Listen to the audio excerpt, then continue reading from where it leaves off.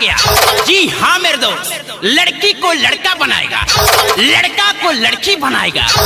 और एक खास बात मेरे दोस्तों, आपके पर्सनल सामान को गायब करके दिखाएगा। तो आइए बिना आपके समय को लेते हुए खेला को चालू करते हैं। अंतरु मंत्रु, अंतरु मंत्रु, लइका के समान उड़ंतरु जमूरे जी उस्ताद। अरे हुआ कि नहीं रे? मेरा तो है, लेकिन भाई साहब का पता नहीं। अरे अरे अरे दादा हो, साला हमार सामान बिलवा देलस, साला हमार ऑटो ले लस, चौरो ले लस, और सामानो गायब कर देलस। ए देख लिया, चुपचाप से हमार सामान लिया दो, न तो हम बाबू के लगा पे फोन लगाओ तनी। रुक जा तू।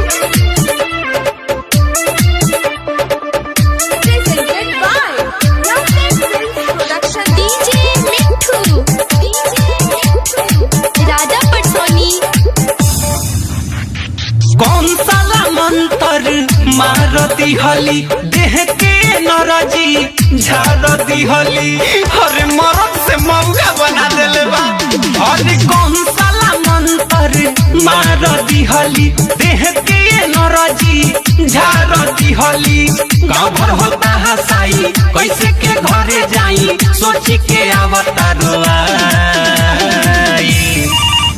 हेलो पप्पा, हमार बियाह कैंसिल कर दो, अब हम बियाह नहीं करब। बियाह न करबे?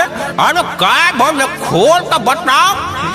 अरे बाबू सुन कैंसिल कई दशा गाई, जादूगरवा सामान देले बट भिलवाई, जाने कौन मंत्र हम पे चलाई, जादूगरवा सामान देले बट भिलवाई। सामान बिलवा देले बा? अरे साला पहले तो ई बताओ तो बाड़ी कामा। बाक मार दे, आयरन या पीपर के गाछ लगे सर्कस देखेला। अरे साला डर है अपना माई से बतिया। हेलो हाँ, अरे हमर लाल बात करे कोइला सुना।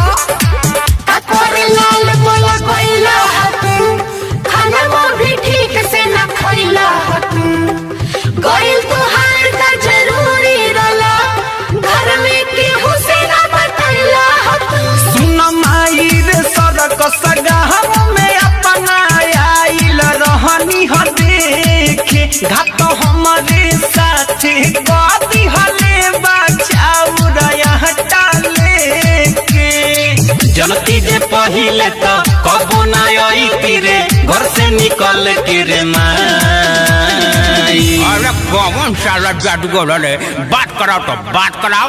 लो हेलो, अरे साला जादूगर, चुपचाप से हमला लड़का के सामान वापस लिया दे, ना तो साले है गोजी लेके आवत मुंह पे डाल के साला गांड पे निकाल दे।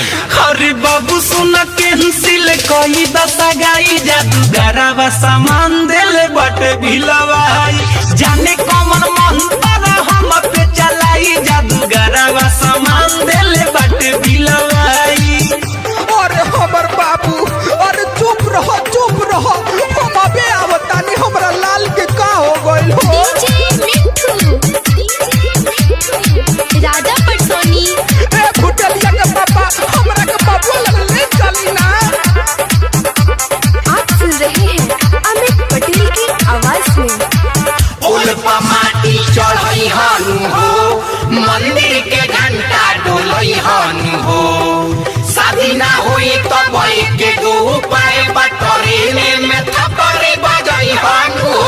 अब जातानी हम तो हमारे सब कवनो मजाक उड़ावता, कवनो कहता माउक हमके, कवनो छकवा बनावता। कवना जन्म के तू बदला ले तारी हमसे, जादूगर होई की कसाई। देख लिया जादूगर, जेंगा मरला हूँ कद ना तो ठीक ना होई।